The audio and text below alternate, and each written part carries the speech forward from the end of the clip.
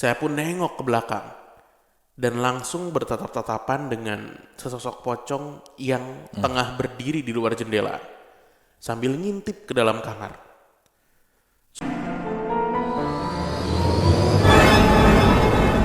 Assalamualaikum warahmatullahi wabarakatuh. Shalom. Om Swastiastu. Namo Buddhaya. Salam kebajikan. Selamat datang kembali di podcast Malam Kliwon episode 543. Betul sekali. Teman-teman bisa menyaksikan di Spotify, di YouTube, bisa Betul. mendengarkan di Spotify. Kalau lagi jalan, putar aja Spotify-nya.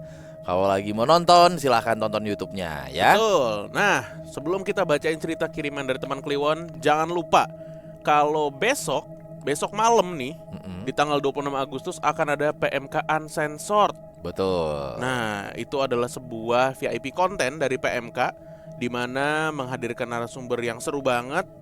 Ceritanya kita tuh ngebongkar santet di kalangan artis. Iya, Nah, harganya cuma 13.000 aja, guys. betul. Gitu. Silakan langsung meluncur ke Noise atau klik link di deskripsi sini nanti nih ya. Ya. Gitu. Oke. Gitu. Gimana? Apa kabarnya semua teman Kliwon? Semoga sehat selalu dan Amin. lancar rezekinya ya. Ya. Oke, absen lu absen. Absen Min. Sambil ini cerita dulu nih. Ah, ini dia nih. Oke.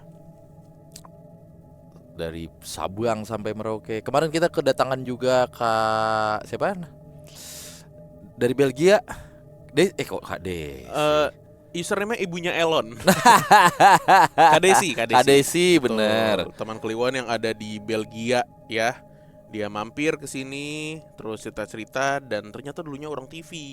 Bener. Jadi kangen katanya ngelihat produksian sederhana seperti ini. Yes. Oke, cerita pertama dari mana, Bro? Dari teman Kliwon pastinya. Oh iya dong. Iya. Di Solo ya. Solo memang ini menarik. Menarik. Ya, oke. Halo Bang Bimo dan Bang Danu. Aku adalah salah satu pendengar setiap podcast Malam Kliwon. Ini kali pertama aku ngirim cerita. Namaku April. Aku adalah seorang tenaga medis di sebuah rumah sakit milik pemerintah terbesar di kota Solo. Oke. Namun kali ini aku nggak akan menceritakan pengalaman mistisku selama bekerja sebagai nakes. Cerita kali ini adalah pengalaman milik salah satu driver ojek online yang mengantarku pulang ke rumah selepas dinas malam. Pagi itu seperti biasa, sehabis jaga malam, aku pesan ojek lewat aplikasi di ponselku. Aku menunggu driver menjemputku di depan rumah sakit. Nggak lama, datanglah seorang driver ojol menggunakan motor matic yang nyamperin aku nih. Setelah nyapa, driver ojol itu memandangku dari kepala sampai kaki. Sedikit aneh pikirku, karena aku sangat ngantuk dan pengen segera pulang. Aku gak ambil pusing, langsung aja naik ke atas motor. Di tengah perjalanan barulah driver ini bercerita tentang pengalaman mistisnya yang baru aja dialaminya kemarin sore. Kita langsung aja. Selanjutnya, cerita ini nih ya. Aku di sini sebagai orang ketiga, yaitu driver ojek online. Jadi kata aku di sini mewakili si driver. Namaku Rizdi. Aku bekerja sebagai driver ojek online udah sekitar 5 tahun di kota Bengawan ini. Aku berdomisili di salah satu kecamatan di Kabupaten K yang letaknya di sebelah timur kota Solo. Hari itu hujan lebat mengguyur kota Solo sampai sore. Begitu hujan reda menyisakan sedikit rintik-rintik sekitar jam 5 sore. Aku memutuskan untuk pulang. Di tengah perjalanan pulang, ada notifikasi di ponselku menandakan ada orderan masuk. Aku periksa nih ponselku sambil terus mengendarai motor maticku ini. Ada nih orderan masuk. Tapi setelah aku periksa di aplikasinya, hanya muncul titik jemput tanpa titik antar, disertai nama customer yang memesan. Agak sedikit aneh sebenarnya. Tapi saat itu aku hanya berpikir aplikasi ngalamin sedikit gangguan karena sinyal yang buruk efek hujan lebat yang baru aja reda. Aku memutuskan untuk mengambil orderan tersebut karena titik jemputnya adalah di rumah sakit swasta di Kabupaten K yang notabene searah dengan jalanku pulang. Apalagi hari itu orderan sedang sepi karena hujan deras. Lestari binti Ngadiman. Ini namanya udah disamarkan nih. Ya, nama customer yang tertera di aplikasi sore itu adalah Lestari binti Ngadiman. Udah disamarkan tapi gua rasa sih ini Ada bintinya. iya.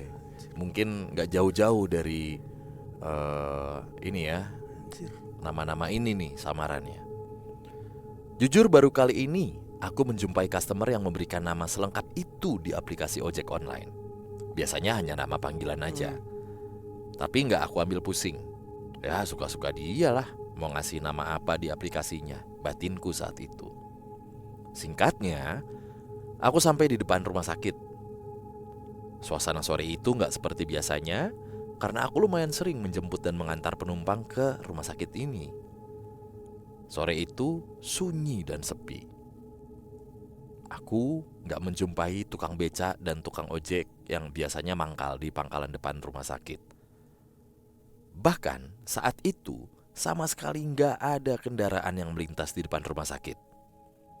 Hanya ada aku di atas motor dan seorang wanita yang berdiri nggak jauh. Mungkin sekitar 5 meter dari posisiku.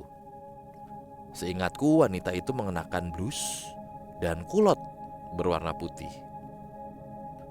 Dia mengenakan hijab dengan warna senada, jilbab gitu ya, dan masker berwarna pink. Aku ya segera menghampiri dan menyapanya. Mbak Lestari ya? Dia hanya mengangguk pelan. Monggo mbak, lanjutku. Kemudian Mbak Lestari ini naik ke atas motor. Belum sempat aku menanyakan sama si Mbak Lestari ini mau diantar kemana, seketika aja aku kayak orang linglung gitu. Aku masih sadar hanya badanku tuh seperti diambil alih oleh sesuatu. Bahkan aku gak bisa berbicara. Aku ingat aku melewati jalanan yang asing, yang belum pernah aku laluin sebelumnya. Aku bisa melihat hujan saat itu masih turun rintik-rintik. Tapi aku gak merasakan tetesannya mengenai muka dan juga tanganku seperti sebelumnya. Perjalanan terasa sangat cepat. Motorku dengan tanpa sadar aku belokkan ke sebuah jalanan kampung yang masih dicor dengan semen. Dan di bagian tengahnya tuh masih tanah. Motorku terus masuk ke dalam perkampungan itu, yang bahkan aku sendiri gak tahu sedang berada di mana. Dalam keputusasaan dan kebingungan, aku mencoba berdoa dalam hati. Jujur aku sudah hampir menangis. Gak lama aku melihat jalan pertigaan di depanku. Diberi palang dari pohon bambu dan nampak bendera merah di sana. Motorku kemudian berhenti. Saat motorku berhenti, badanku mulai terasa lemas sekali. Aku kembali mendapatkan kesadaranku secara penuh. Ku tengok ke belakang, sudah gak ada Mbak Lestari. Hari hampir gelap dan kulihat jam di ponselku menunjukkan jam 17.15. Kupaksa badanku untuk mengendari motor lagi, menjauh dari tempat itu sesegera mungkin. Gak lama aku melihat beberapa bapak-bapak berkumpul di sebuah hik wedangan ini. Bukan hook, itu hook. Hook itu ya. Salah. Hek itu ya itu loh, angkringan tuh. Kayak ya tempat nongkrong bapak-bapak gitu ya. Di samping pos kamling. Aku memutuskan berhenti untuk istirahat sejenak. Salah seorang bapak-bapak yang melihatku mungkin menyadari keadaanku yang masih syok. Kemudian menanyaiku apa yang baru aja ku alami. Beliau kemudian memberiku segelas teh panas manis dan menyuruhku untuk menenangkan diri. Setelah aku merasa sedikit tenang, aku memberanikan diri bertanya kepada bapak-bapak itu. Ngapunten Pak, wonten kampung niki nopo enten sing asmane Mbak Lestari? Lestari binti Ngadiman. Tak, coba ini translate. Maaf Bapak, apakah di kampung ini ada yang bernama Mbak Lestari binti Ngadiman? Tanyaku lirih. Bapak-bapak itu kaget dan saling berpandangan. Kemudian salah seorang dari mereka menjawab, "Wonten Mas, tapi niki nembe mawon enten kabar nek Mbak Lestari sampun sedo teng griya sakit. Warga kampung sini sedang menunggu kedatangan jenazah almarhumah. Info dari keluarga ini masih ngurus ini administrasinya, Mas." Jadi jawabannya, "Ada Mas, tapi ini baru aja nih. Ada kabar Mbak Lestari itu meninggal di rumah sakit." Gitu. Mendengar jawaban bapak tadi, aku makin lemas. Jantungku terasa melorot sampai kaki. Seorang bapak lainnya bertanya, "Ada perlu apa ya Mas?" Tanpa menjawab pertanyaan bapak tadi, aku bertanya lagi. Intinya langsung aja lah tak translate. "Apa Mbak Lestari yang dirawat di rumah sakit X ini nih?" Bapak-bapak itu keheranan dan saling berpandangan. "Iya Mas," ucap salah satu dari mereka. Dan ya, semua menjadi jelas. Kemudian aku menceritakan semua yang baru aja aku alami. Terakhir aku berpesan pada bapak-bapak itu untuk gak menceritakan kejadian tersebut ke warga lainnya, untuk menghormati keluarga yang sedang berduka. Kemudian aku pulang ke rumah berbekal Gmaps karena sama sekali gak mengenal daerah itu. Ternyata perkampungan tersebut gak jauh dari danau buatan atau waduk di Kabupaten K ini.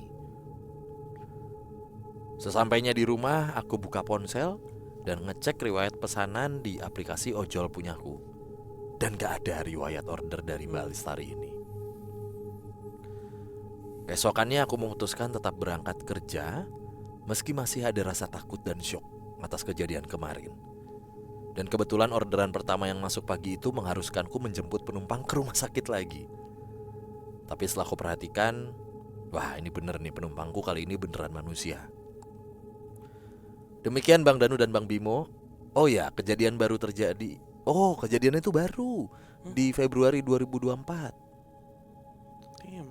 Info tambahan dari bapak-bapak di wedangan kampung tadi, Mbak Lestari ini sudah lama memang dirawat di rumah sakit karena cancer. Mungkin karena segera pengen pulang ke rumah, mungkin gitu ya. Dan proses administrasinya terlalu lama. Mungkin. Jadi akhirnya pesan ojek online sendiri. Ya, semoga arwah Mbak Lestari tenang di sisinya. Amin. Terima kasih ya Bang, sudah dibacain. Gak serem tapi semoga dapat menghibur. Sukses selalu PMK GPU. God bless you. Wah. Terima kasih. Sopo jenenge sing dari Solo tadi? Apa? Sing ngirim cerita, sopo jenenge? Emang dikasih tahu tadi ya? Emang gak dikasih tahu? Nggak ada. April. Hai, Namanya kayak bulan. Tadi gue keingetnya bulan malah. Mbak April. Ini cerita berarti datang dari tukang ojek yang nganterin dia ya. Kayak Pican, kenapa jadi Jawa? Kayak Pican kemarin ya di video beberapa sebelum video ini berarti nih. Kalau di YouTube ya. Ceritanya datang dari driver yang suka nganterin dia kan. Iya. Bedanya yang ini lewat aplikasi. Ya. Ya, kalau Pican kan dia taksi biasa ya, langganan dari Betul. telepon gitu. Berarti di story hilang tuh Iya. transaksi nganterin itu. Benar. Ini gue lagi ngeliat kabupatennya, langsung tahu nih gue. Damn. Kejadiannya baru Februari 2024. Benar. Gimana ya? Anjir, masih bingung dah gue sama kejadian-kejadian yang pakai aplikasi gini tuh. Iya. Iya. Sulit dicerna akal sehat. Tapi kejadian. Ya bener nih. Mbak Lestari binti. Tadi siapa binti siapa ya? Itu samaran lah ya. Samaran, cuman pakai dia tuh. Nah ini nih, dia tuh agak agak apa namanya? Sanksinya gitu ya, karena Agak curiganya ada bintinya gitu loh. Itu dia. Tadi gue pas lu cerita, lah, di aplikasi nama pakai binti. Serem banget. Ngadiman. Apa berarti kabupatennya? Jangan dong. Oh jangan ya. Wah serem. cerita pembuka yang cukup menyeramkan. Benar. Anyway, tadi bendera merah tuh bendera menandakan orang meninggal ya kalau di Solo ya. Jadi kalau di Jakarta tuh kan kuning. Kamennya. Ada yang hijau, ada yang putih. Ada yang putih, betul. Gue pernah lihat sih kalau dengan mata kepala sendiri tuh putih. Putih. Hijau juga ada di daerah Jawa juga. Kalau di Solo merah. Solo merah. Gitu. Betul. Jakarta harusnya merah. Timur tuh harusnya enggak sih. Solo kan merah tadi. Cuma sedang berupaya dikuningkan gitu. Wah, enggak Ini lah. bendera Ya bebas lah. Mas Danu mah. Ya. Begitu. Oke. Terima kasih ya Mbak April ceritanya. Benar. Ini kita ke cerita kedua Yes. malam hari ini. Selamat malam, salam kenal Mas Bimo, Mas Danu, dan seluruh tim PMK serta teman Kliwon dimanapun berada. Perkenalkan, nama saya Mahesa. Dan sebenarnya saya bukan indigo, tapi lumayan sering lah berhadapan dengan hal mistik hingga saya dewasa. Saya lahir di malam Jumat Kliwon di sebuah klinik atau rumah bersalin kecil gitu di Jakarta Timur. Dan uniknya, pada hari saya lahir, hanya saya saja bayi yang ada di sana. Boy. Tidak ada bayi lain yang lahir saat itu. Usut punya usut, ibu saya ngidam baca buku dan nonton film horor saat mengandung saya. Masa kecil saya tinggal bersama opa dan oma di rumah besar mereka di bilangan Fatmawati, Jakarta Selatan. Karena rumah zaman dulu, jadi punya halaman cukup luas dan jendela-jendela yang tinggi di pintu depannya. Sebelah kanan rumah opa adalah sebuah kebun besar yang memiliki jalan setapak menuju jalan raya. Urban legend yang terkenal adalah ada dua makhluk penguasa kebun tersebut. Para tetangga tuh menyebut mereka dengan julukan si hitam dan si merah. Pada suatu sore, saya yang masih kecil nih sedang bermain di bawah jendela pintu depan. Tiba-tiba saja muncul dari arah kiri luar sosok besar berbulu hitam yang bergerak menuju kebun kosong. Saya hanya terdiam dan menceritakan kisah pertemuan itu dengan ke keluarga saya maksudnya. Selain tinggal di rumah opa, saya juga sering ikut menginap di kontrakan om dan tante saya. Ini nggak jauh dari rumah opa. Pada suatu malam di dalam kontrakan petak itu, saya sedang duduk di ruang tamu. Sedangkan tante saya sedang mencuci di kamar mandi belakang. Om saya belum pulang nih. Ketika itu terdengar tukang nasi goreng lewat. Saya yang lapar lalu berteriak sama tante saya di belakang. Gak berselang lama antara nyata atau tidak, muncul sekelebat sosok wanita dari arah belakang menuju keluar. Yang anehnya sosok itu seperti tidak ada bayangannya di tembok. Saya pun bilang, telurnya diceplok ya tante. Lalu terdengar suara tante saya dari kamar mandi. Tante masih nyuci. Wah, oke. Lanjut nih, masa remaja saya tinggal bersama orang tua. Saya tinggal di sebuah rumah berlantai 2 yang terletak di sekitar Pancoran, dekat Menara Saidah yang legendaris itu. Saat itu pemukiman cukup padat dan di sebelah rumah kami ada sebuah gang kecil dengan rumah-rumah yang berdekatan.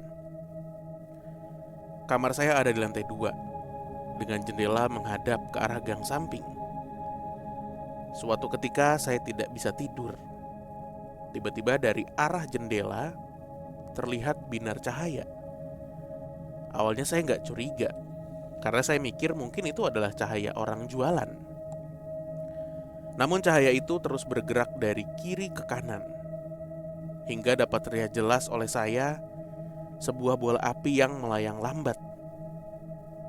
Kata orang, itu mungkin santet atau kiriman untuk seseorang. Dan akhirnya puncak dari kisah saya ini terjadi ketika saya sudah SMA. Kebetulan mama melahirkan lagi adik kedua saya yang jaraknya cukup jauh dari saya dan adik pertama. Kamar adik pertama saya sering digunakan untuk bermain dengan adik kedua yang masih balita, bersama dengan pengasuh bayi, karena mama dan papa tuh bekerja ya. Sore itu jelang maghrib hanya ada kami bertiga. Mama, papa, dan adik pertama saya belum pulang. Jadi kamar adik pertama saya ini jendelanya tepat menghadap balkon yang ada terasnya. Sambil bercanda, saya duduk tepat membelakangi jendela. Sementara pengasuh bayi menggendong adik kecil saya menghadap ke jendela. Tanpa ada firasat apapun, bau-bauan ataupun suara, tiba-tiba saja si pengasuh bayi membelalak sambil menunjuk jendela di belakang saya. Sementara adik saya menangis histeris. Belum sempat saya nengok ke belakang, pengasuh bayi bersama adik saya langsung lari keluar kamar menuju lantai bawah. Saya pun nengok ke belakang dan langsung bertatap-tatapan dengan sesosok pocong yang tengah berdiri di luar jendela sambil ngintip ke dalam kamar. Sosoknya cukup besar untuk ukuran pocong, dengan badan yang berdiri agak miring. Saya masih ingat bagaimana kain kafannya itu terlihat kotor, banyak tanah, dengan wajah yang penuh kapas, dan matanya terlihat sangat mengintimidasi. Perkenalan pertama ini nggak berjalan baik rupanya. Saya yang mencoba berpikir logis tiba-tiba saja bertanya pada pocong itu, "Om Ketut ya? Jangan bercanda dong om. Saya kira itu om saya." Namun pocong itu nggak bergeming sama sekali. Masih dengan pikiran naif, saya kembali bicara dengan nada agak keras.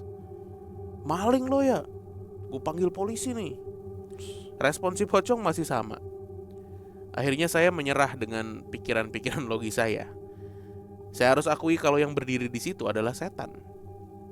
Saya pun coba baca beberapa surat pendek dengan harapan bisa mengusir si pocong ini. Namun sampai capek, sampai lelah berharap, saya pun memutuskan balik badan untuk nyusul turun ke bawah. Setelah papa pulang, saya ceritain semuanya. Ia cuma diem, lalu pergi memeriksa ke teras bersama saya. Singkat cerita, kemungkinan pocong itu adalah pindahan dari pohon alpukat besar yang baru aja ditebang di sebelah rumah. Ya, kurang lebih begitu teman Kliwon. Sekian dulu kisah-kisah dari saya. Mungkin lain kali bisa cerita yang lain ya. Terima kasih untuk semua yang sudah mendengarkan. Semoga kita semua selalu sehat dan sukses. Amin. Ternyata gak bisa cuy. Apa? Maling lu ya. Gak kena ya? Tapi Nggak masih kena ya? belum. Menurut gue masih belum. Gak kena ya? Dari kemarin kita mencoba menyarankan berani aja gitu. Betul. Kan. Gas aja siapa tahu menang gitu. Tapi menurut gua belum. Masih ada satu yang belum dilakukan. Apa tuh? Tonjok. Kalau digertak diapain dia masih nggak Tadi, gerak, tonjok. Pertama apa tadi? Kan Om Ketut ya, Om Ketut. dituduh sebagai keluarga. Ya, tapi bener sih, logiknya benar. Karena ini mungkin ada yang ini ngerjain tuh, benar itu. Atau mungkin si Mas Mahe berharap si pocongnya juga bereaksi males gitu, kayak Om Ketut ya, gue bukan keluarga lu, kan bisa gitu kan. Enak aja lu. Tapi nggak berhasil. Yang kedua, maling lu ya, masih gini-gini. Nggak berhasil juga. Baru tuh Baru nyerah. ketiga. Nah, terakhir dengkul gini aja. Ayah, gitu tuh. Biar, masalah dia tidak bisa melawan Pak pocong itu. Kalau yang bisa ngeludah, dia cuma bisa ngeludah. Nah, gitu.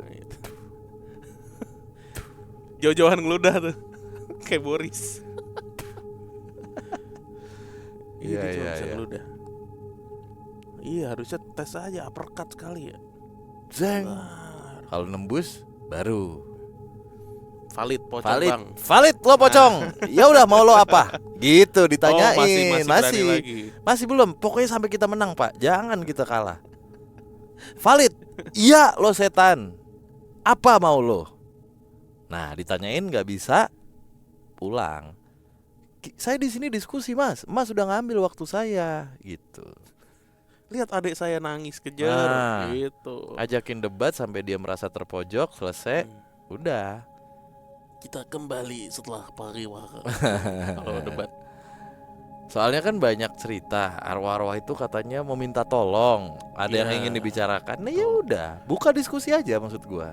Ada yang belum selesai. Benar, buka diskusi aja. Maunya gimana deh? Gitu. Gue awam. Hmm. Lo Prakoso. Mas Awam Prakoso nyon sewu nggih, Mas. Pendongeng.